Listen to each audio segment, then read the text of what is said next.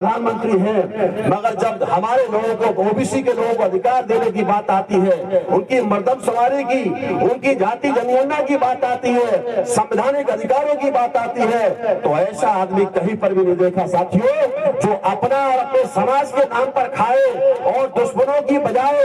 ऐसा आदमी नाजायज नहीं कहा जा सकता साथियों, वो अपने समाज का नाजायज आदमी है, जो अपने समाज की, अपने बाप को बाप ना कहते हुए दूसरे के बाप को बाप कहता है, उसको अपनाने का काम करता है, उसके लिए काम करता है, वो जायज नहीं हो सकता है साथियों। आज ओबीसी की जब जनगणना की बात आती है तो भारत सरकार जो बीजेपी की है उसका हलफनामा देकर के सुप्रीम कोर्ट में कहती है कि ओबीसी की जाति जनगणना नहीं कराई जानी चाहिए।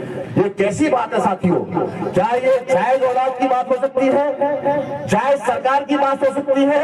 ये नाजायज सरकार है जो ईवीएम के द्वारा चुनी हुई सरकार है। इसलिए साथियों, इस नाजायज सरकार को भारत में रहने का कोई हक नहीं है। आज नहीं तो कल भारत की जनता जैसे ही जागृत होगी, ये उनकी अज्ञानता के ऊपर में, ये मुट्ठी भर जो डीएनए के अनुसार विदेशी लोग हैं, हमारे बहुजन समाज की अज्ञानता के ऊपर में आज शासक बने हुए हैं, जैसे ही ये जानकार हो जाएंगे तो इस सरकार को भर भरा करके गिराने का काम करेंगे।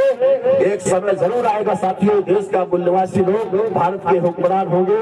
देश के अंदर में जिस तरीके से स्ट्रॉन्ग अपोजिशन और free fair and transparent election करने की बात संविधान निर्माताओं ने कही है, कहा है free fair and transparent election, आप पाओ हाथ पटक पटक के मर जाओ। चुनाव आयोग नंबर जारी करता है, चुनाव आयोग शिकायत के लिए पोर्टल जारी करता है, लेकिन जब चुनाव होता है तो सरेआम धज्जियां उड़ाई जाती है, किसी शिकायत का निपटारा नहीं होता है, और जो बाहुबली है, गुंडे मवालियों के बल पर लोगों के वोटों को डालने से रोका जाता है मुसलमानों को, और उसके बाद में वहां पर उनको मारा पीटा जाता है, धमकाया जाता है, वोटों को खरीदा जाता है। ये बिकाऊ लोकतंत्र में तब्दील करने का काम दुश्मनों ने आज करा है। शराब जहर पिला पिला करके लोगों के वोटों को खरीदने का काम ये कांग्रेस और बीजेपी के जो गुंडे लोग हैं ये करते हैं। इसलिए वास्तविक लोकतंत्र स्थापित करने के लिए भारत में बहुजन मुक्ति पार्टी, जो आप सभी की मूल निवासी समाज की पार्टी है, ये पार्टी आज देश भर में काम कर रही है। पिछले 10 सालों में हम लोगों ने एक तीसरी शक्ति का निर्माण किया है।